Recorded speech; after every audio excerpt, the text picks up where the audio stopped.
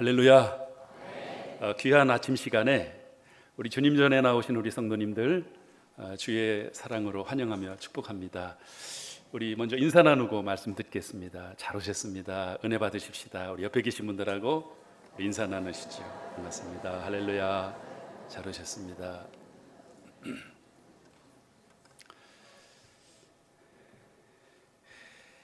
이 허브 밀러라고 하는 미국 작가가 쓴 하나님과의 연결이라는 책에 나오는 이야기입니다. 어떤 한적한 마을에 이 교회 옆에 나이트클럽, 즉 큰 술집이 들어오게 됐습니다. 근데 이 술집이 얼마나 잘 되는지 이 동네 젊은이들이 점점 많이 몰려가기 시작을 하는 거예요.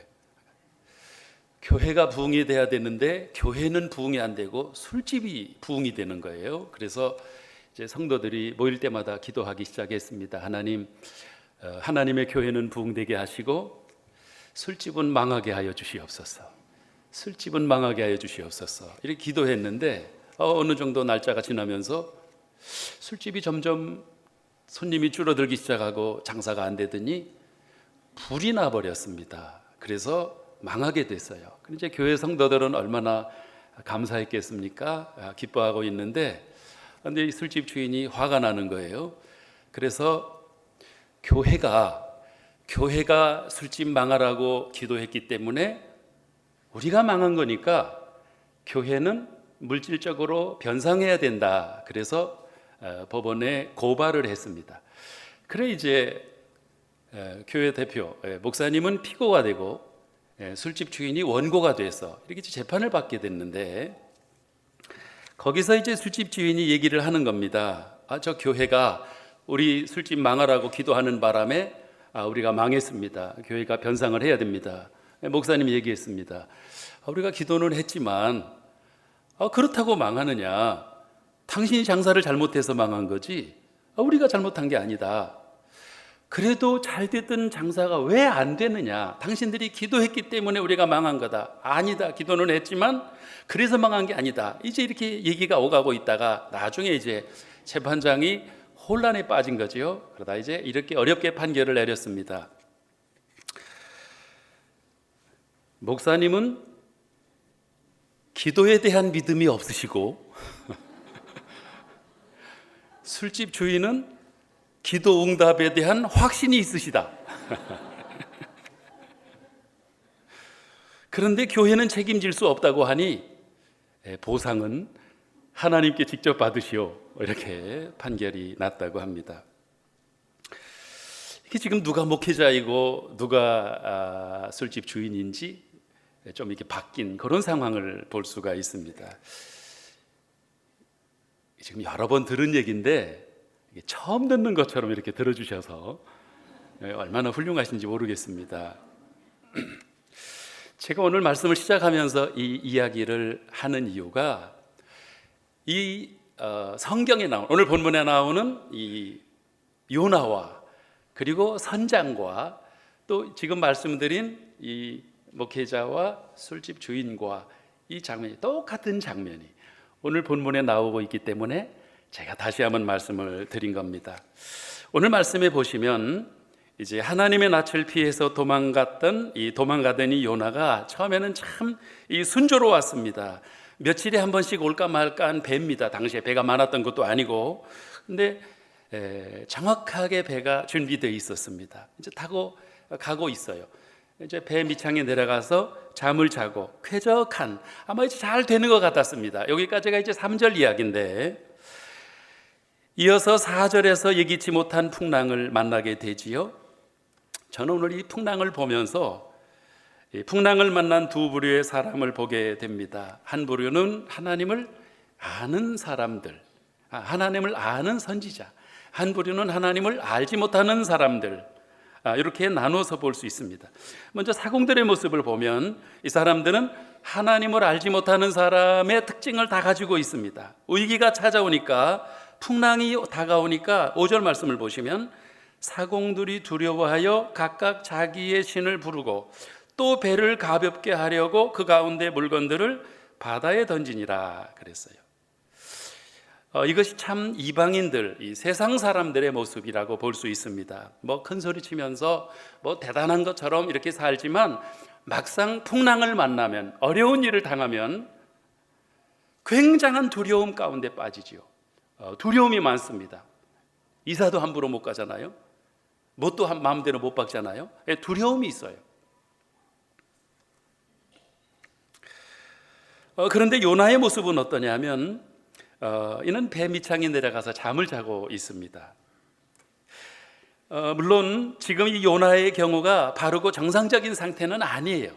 그렇지만 그래도 지금 전혀 두려워하지 않고 잠을 자는데, 저는 바로 이 모습이 예수 믿는 사람들의 특징 중에 하나라고 이렇게 생각을 합니다.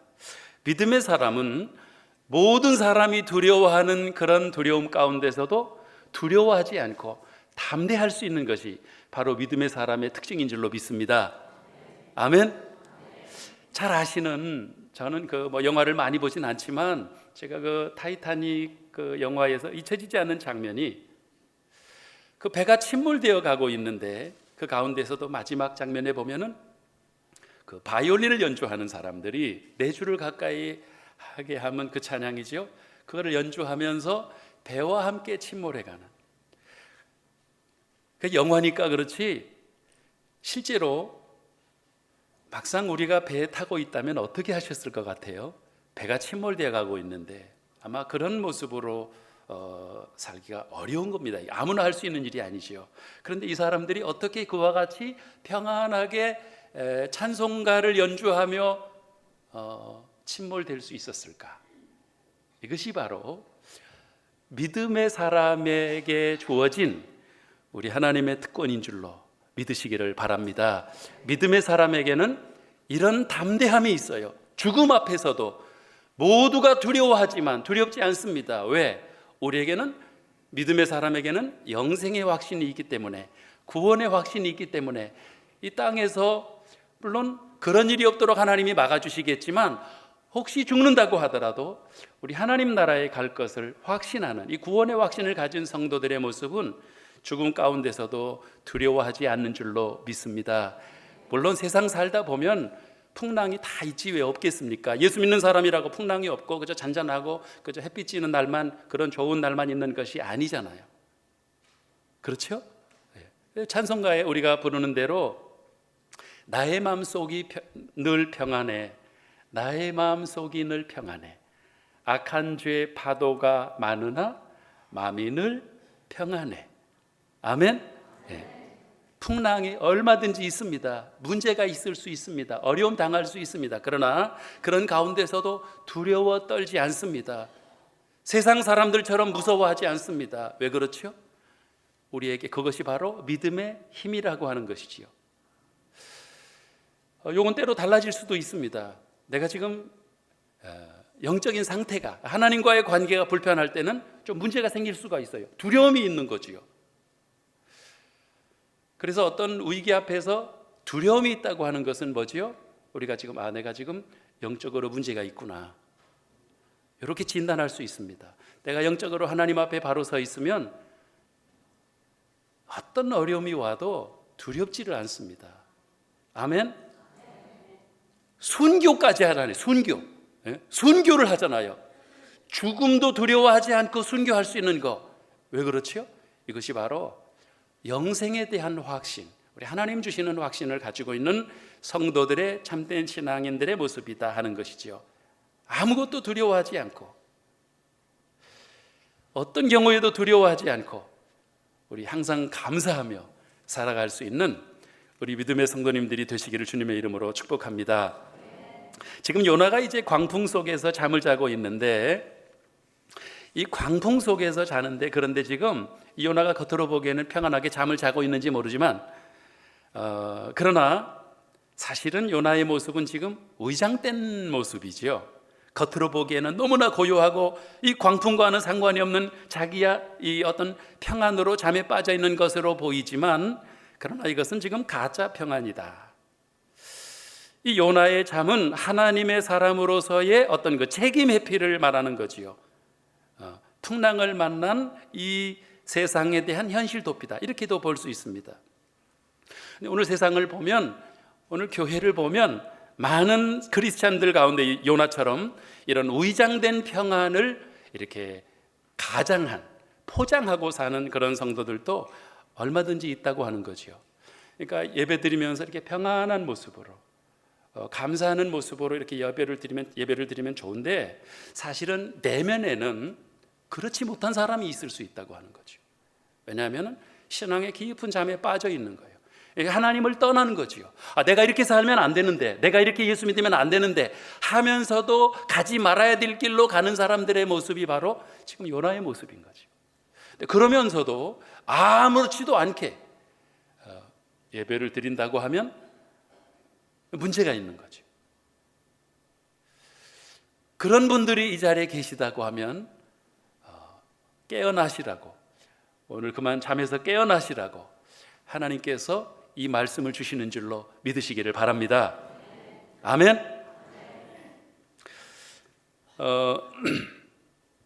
오늘 말씀에 이 6절에서 보면 요나가 참 이제 비참해지는데, 근데 이 이방 선장이 요나에게 충고해 주는 내용을 보면, 이 내용을 보면 너무나 성경적입니다. 6절 말씀을 보실까요? 선장이 그에게 가서 이르되 자는 자여 어찌함이냐, 일어나서 네 하나님께 구하라. 혹시 하나님이 우리를 생각하사 망하지 아니하게 하시리라. 앞에서 말씀드렸던 그 술집 주인과 그 목회자, 그 이야기에서 너무나 똑같은 장면이 지금 오늘 본문에 나오고 있습니다. 자는 자여 어찌함이냐, 이게 지금 하나님이 말씀하시는 것이 아닙니다. 하나님이 말씀하시는 것이 아니고 하나님을 알지 못하는 이방 선장이 하나님의 선지자인 요나에게 말하는 거예요. 지금 자는 자여 어찌함이냐, 지금이 잠잘 때냐는 거예요. 기도해야지, 기도하지 않고 왜 자느냐는 거예요. 이 얘기가 누가 한 거라고요? 하나님을 알지 못하는 선장이 하나님의 선지자인 요나에게 이렇게 말씀을 했다는 거죠. 이게 어떻게 보면 참 기가 막힌 노릇이죠. 완전히 이게 바뀐 거고, 이게 이상하다, 이게 이렇게 될 수가 있나. 그렇지만 이 말이 지금 얼마나 성경적인지 하나님의 마음을 이방인 선장을 통해서 그대로 지금 대변해주고 있는 이런 말씀을 우리가 보게 되는 것이지요. 저는 이 선장의 모습을 보면서 또 한 가지를 깨닫습니다. 하나님은 세상을 통해서도 우리 교회에, 세상을 통해서도 우리 하나님의 사람들에게 말씀하시는구나 하는 사실을 발견할 수 있었습니다. 성경에 이런 이야기는 많이 나오잖아요. 이스라엘 백성들이 잘못하고 타락하고 잘못된 길로 갈 때 하나님은 그 이스라엘 백성들을 깨닫게 하시려고 하나님은 때로는 블레셋 사람들을 들어 쓰시고, 때로는 아말렉 사람들을, 때로는 미디안 사람들을 들어서 그들을 채찍으로 사용하셔서 이스라엘 백성들을 정신 차리게 깨우시는 이런 일을 하신 것을 우리가 성경에서도 볼 수 있습니다. 그래서 우리는 세상 사람들이 때로 교회를 욕하고 예수 믿는 사람들을 욕하고 이렇게 얘기를 할 때 이것을 사탄이라고, 어떻게 교회를 욕할 수 있느냐, 이렇게 무조건 그렇게 생각만 하는 것은 잘못된 생각이 될 수도 있다고 하는 것이지요. 때로는 귀 기울여 들을 내용도 있다고 하는 거지요. 물론 악의적으로 사탄의 역사로 교회를 핍박하는, 교회를 무너뜨리려고 하는 이런 안티기독교, 악한 세력들이 있습니다. 사탄의 하수인들이죠. 그런데 모든 사람들이 다 그런 것은 아니라는 거예요.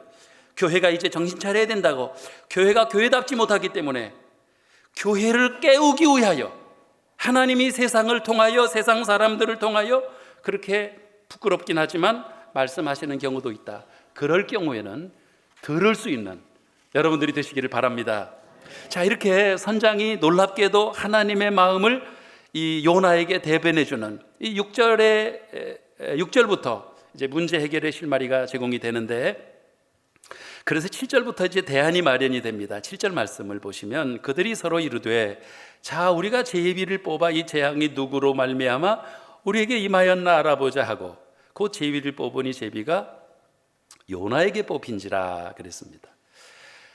당시 고대에서는 이방인들도 신의 자신들이 믿는 신의 뜻을 묻는 방법으로 이 제비 뽑기가 성행했다고 합니다. 그러니까 제비를 뽑았는데 요나가 뽑혔습니다. 하나님이 개입하신 것이지요.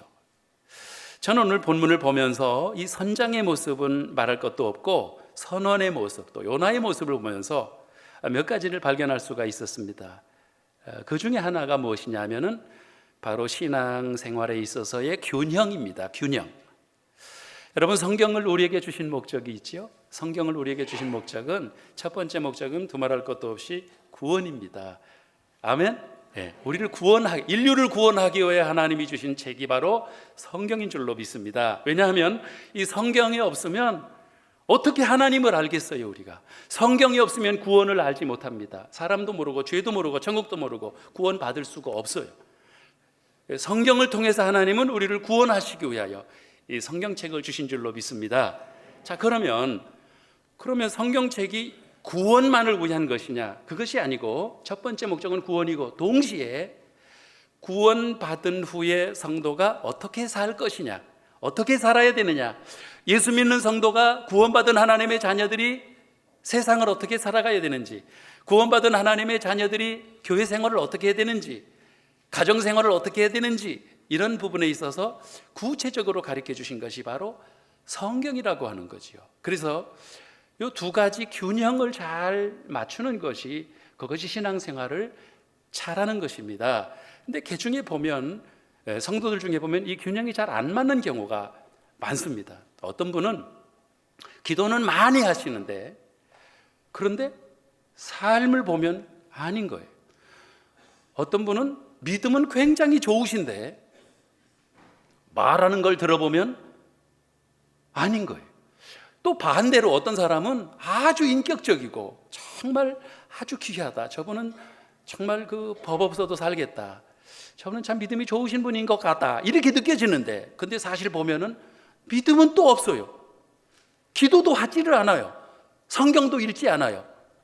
이것이 틀린 거라는 거죠. 그래서 이 균형을 우리가 말씀을 통해서 은혜 받고, 또 이와 같이 예배드리고 찬양하고, 또 우리 구원의 감격을 누리고, 또 우리 하나님 앞에 영광 올려드리고, 이것이 첫 번째로 필요하지만 동시에 그 이후에 우리에게 나타나는 것이 우리의 삶에 있어서 우리의 신앙이, 우리의 믿음이 삶으로 표현이 되어서 우리의 가정에서도, 또 우리의 직장에서도, 우리의 세상 속에서도 예수 닮은 모습이, 이렇게 봤을 때, 여러분들을 봤을 때, 이 사람은 참 예수 믿는 사람 같다, 이 사람은 참 성가대 같다, 정말 누가 보더라, 이분은 집사님 같다, 이런 모습을 인정받으셔야지, 그렇지 못해서 많은 욕을 받고 있는 거 아마 여러분들 아시지요? 모르시나 보네. 네. 그래서 어떤 분이 그러셨다 그러잖아요. 어떤 사모님이 이불을 가지고 이 강대상으로 올라왔대요. 여기서 살자고, 목사님 보고. 왜냐하면은 강단에 있을 때는 너무 좋은데, 집에 와서는 아닌 거예요. 집에 와서는. 그럴 수 있잖아요. 우리 장로님들도 계시고 집사님들, 권사님들 다 계신데, 교회 와서는 우리가 할렐루야 하면서 정말 천사 같은 모습으로 너무 좋아요. 얼마나 좋습니까? 그런데 집에 가서도 똑같아야 된다는 거죠. 아멘? 네. 직장에 가서도 똑같아야 되는데 사실은 그렇지 못한 경우가 너무나 많습니다. 그러면서도 이것이 뭐가 잘못된지도 잘 모르는 사람들이 있어요. 똑같아야 되는 거예요. 교회에서의 생활과 기도하는 모습과 집에서의 모습과, 그럼 넌 그렇게 하냐? 이렇게 얘기하실까 봐 제가 겁나는데, 제가 다 하니까 여러분들 그렇게 하십시오, 이렇게 하는 게 아니고, 설교자는 저도 이제 그렇게 하겠다고, 저도 그렇게 하겠다고 지금 설교를 듣는 거예요. 저도. 할렐루야. 신앙과 삶이 일치되는 이 균형 맞춘 이런 삶을 살아가는 우리 그리스도인들이 되시기를 주님의 이름으로 축복합니다. 저는 오늘 말씀에서 물론 여러 가지 잘 아시는 내용이잖아요. 이 말씀을 우리가 쭉 볼 수 있는데 여기서는 여러 가지가 아니라 두 가지만 함께 보면서 오늘 말씀을 마무리하려고 합니다. 첫 번째는 이 함부로 정죄하지 않는 아주 그 신중한 태도를 볼 수가 있습니다. 이게 지금 불신자들을 대변하는 선원들에게서 지금 나오는 이야기인데 8절 말씀을 보실까요? 무리가 그에게 이르되 청하건대 이 재앙이 누구 때문에 우리에게 임하였는가 말하라. 네 생업이 무엇이며 네가 어디서 왔으며 네 나라가 어디며 어느 민족에 속하였느냐 하니, 지금 요나에게 질문하는 이 선원들의 내용이 제비 뽑기 전이 아닙니다.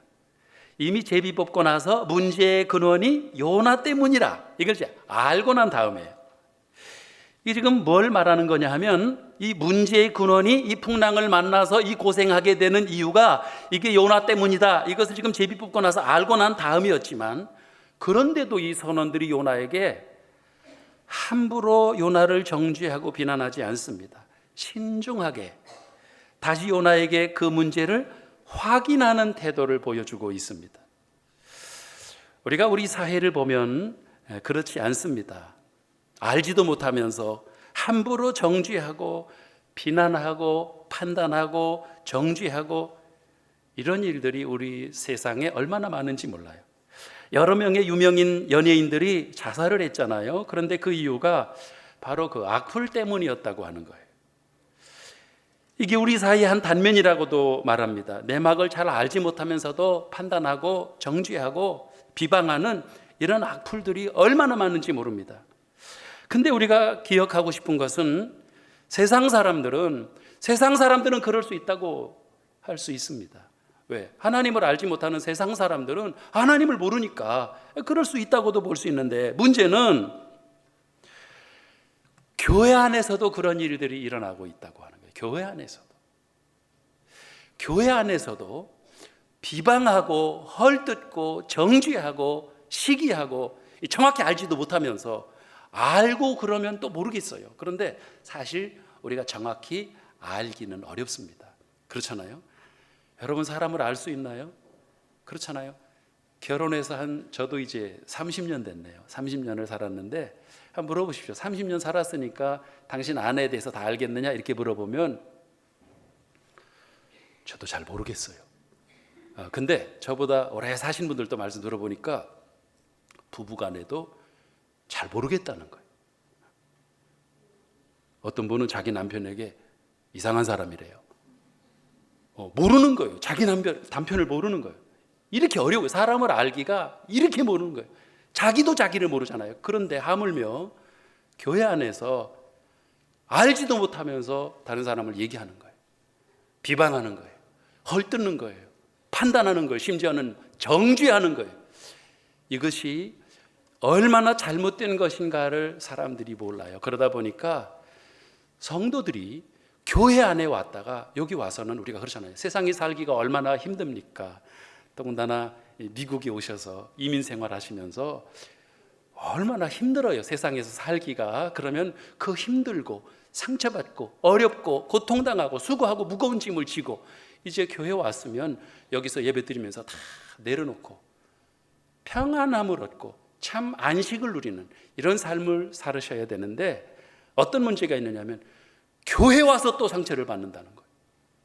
교회 와서 사람들의 말에 상처를 받고 어려움 당하고 힘들어지고 또 고통을 당하고 또 오히려 짐을 내려놓고 가는 것이 아니라 더 많은 짐을 지고 가는 이런 문제가 얼마든지 생길 수가 있다. 야고보서 4장에 나와 있는 말씀입니다. 11절 말씀에 보면 형제들아 서로 비방하지 말라. 형제를 비방하는 자나 형제를 판단하는 자는 곧 율법을 비방하고 율법을 판단하는 것이라. 내가 만일 율법을 판단하면 율법의 진행자가 아니고 재판관이로다. 입법자와 재판관은 오직 한 분이시니 능히 구원하시기도 하시며 멸하기도 하시느니라. 네가 누구에게 이웃을 판단하냐? 판단하지 마시기 바랍니다. 세상에서도 그래야 되지만 교회 안에서도 물론 우리 성황교회 잘하고 계신 거 알아요. 그런데 앞으로도 영원토록 우리가 그래야 되기 때문에 함부로 판단하고 정죄하고 이러는 게 아니에요. 교회 안에서는 어떻게 해야 되죠? 교회에서는 그저 위로하고 이해하고 그저 사랑하고 섬기고 덮어주고 이러면 이곳이 바로 작은 천국이 될 수 있는 줄로 믿습니다. 그 천국을 누가 만들어가는 거냐? 우리가 만들어가는 게 말이 그렇게 중요한 거. 이 사람들은 지금 불신자들인데 불신자들을 대표하는 선원들임에도 불구하고 여기 성경 기록된 대로 봤을 때 이 사람들이 얼마나 신중하게 얼마나 조심스럽게 이렇게 얘기하는 것인가를 봤을 때 선원에게서 배우는 교훈입니다. 함부로 정죄하지 않는 신중한 태도.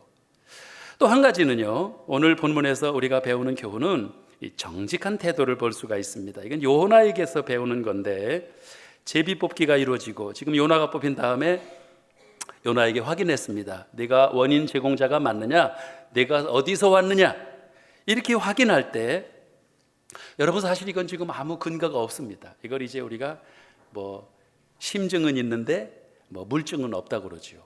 요나가 어쨌든 제비가 뽑혔어요. 너 때문에 이 풍랑이 왔구나 이렇게 얘기했는데 아무 증거가 없는 거예요. 본인이 너희들이 뭘 그 근거를 가지고 내가 나 때문에 풍랑을 만났다고 하느냐? 나 아니다, 나 모르겠다, 너희들 나를 명예훼손으로 고발하겠다, 만약에 이렇게 얘기하면 어떡하겠느냐는 거예요. 아니라고 잡아떼면 꼼짝없이 이거 뭐 어떻게 할 수가 없는 거죠. 방법이 없습니다. 그런데 오늘 본문에서 제가 발견하는 것은 요나의 정직함입니다. 정직함. 이걸 그대로 시인하잖아요. 9절 10절 말씀을 보실까요? 요나가 대답하는 겁니다. 그가 대답하되 나는 히브리 사람이요 바다와 육지를 지으신 하늘의 하나님 여호와를 경외하는 자로라 하고 자기가 여호와의 얼굴을 피함인 줄을 그들에게 말하였으므로 무리가 알고 심히 두려워하여 이르되 네가 어찌하여 그렇게 행하였느냐 하니라. 너희가 12절 하반절에 너희가 이 큰 폭풍을 만난 것이 나 때문인 줄을 내가 아노라 하니라 그랬습니다. 저는 이 구절을 읽으면서 역시 선지자는 선지자로구나. 지금 요나가 하나님의 낯을 피하여 아주 그 부끄러움 당하잖아요. 선장에게 책망을 받는 이런 부끄러운 자리에까지 떨어지기도 했지만 그래도 선지자는 선지자로구나.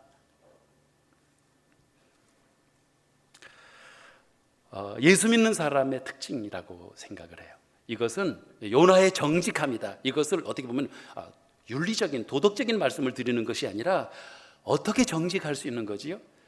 언제 지금 요나가 정직한 거지요? 이것은 요나의 신앙을 말해주는 거예요. 요나가 앞에 3절에서 보시면 여호와의 얼굴을 피하려고 일어나. 선지자가 하나님의 얼굴을 피할 수 있다고 생각했다고 하는 자체가 아이러니죠. 그게 가능할까요? 하나님의 얼굴을 피할 수 있다고 생각할 수 있어요? 그럴 수 없을 것 같아요. 그런데 우리도 보면 사실은 그런 실수를 많이 합니다. 우리 하나님은 전능하신 하나님이시다. 우리 하나님은 전지하시다.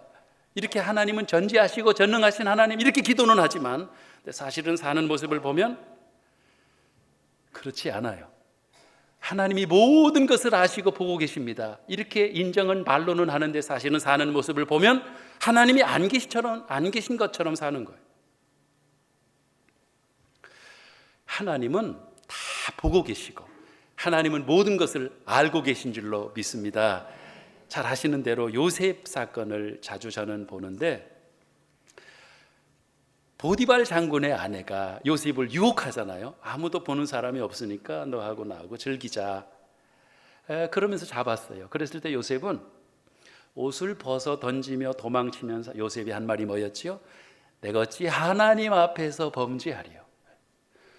아무도 보는 사람이 없으니까 우리 죄짓자 했는데 요셉이 하는 말은 어찌 내가 하나님 앞에서 범죄하리요. 그러니까 하나님 보고 계시다는 거죠. 그러니까 하나님이 보고 계신데 어떻게 죄를 짓느냐는 거예요. 하나님이 보고 계신데 어떻게 누굴 속이겠느냐는 거예요. 정직은 어디서 나오는 것이냐? 정직은 그러므로 신앙입니다. 왜냐하면 하나님이 보고 계시다. 하나님의 눈을 의식하고 사는 사람은 정직하지 말라고 해도 정직할 수밖에 없다고 하는 것이지요. 아멘? 근데 보면 많은 경우에 그리스도인들이 말로는 하나님을 믿는다고 하고 말로는 하나님은 살아계시다고 하고 하나님이 전지하시고 전능하시다, 모르는 것이 없고 안 계신 것이 없다 이렇게 얘기하면서도 사실은 사는 모습을 보면 하나님이 안 계신 것처럼 산다는 거예요. 그러다 보니 삶에 문제가 생기는 거예요. 그러다 보니 정직하지 못한 거예요. 그러다 보니 예수 믿는 사람과 예수 믿지 않는 사람과 삶에서 별 차이가 안 나는,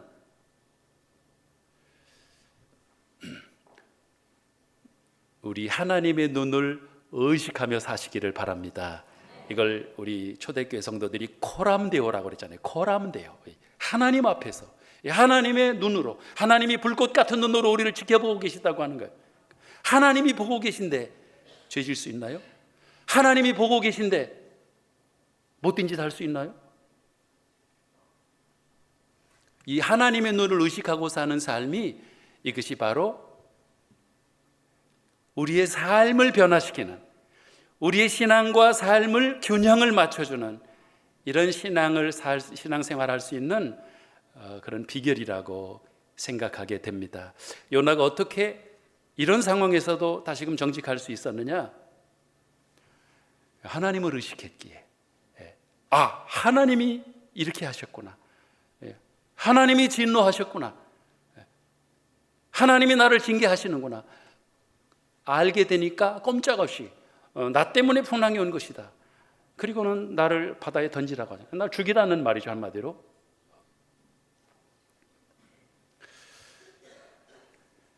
저와 여러분들의 삶이, 신앙생활이 우리 하나님 앞에서 살아가는, 그래서 우리 하나님 앞에서도 우리 사람 앞에서도 정직한 모습으로 살아가는 그런 복된 생애가 되시기를 우리 주님의 이름으로 축복합니다.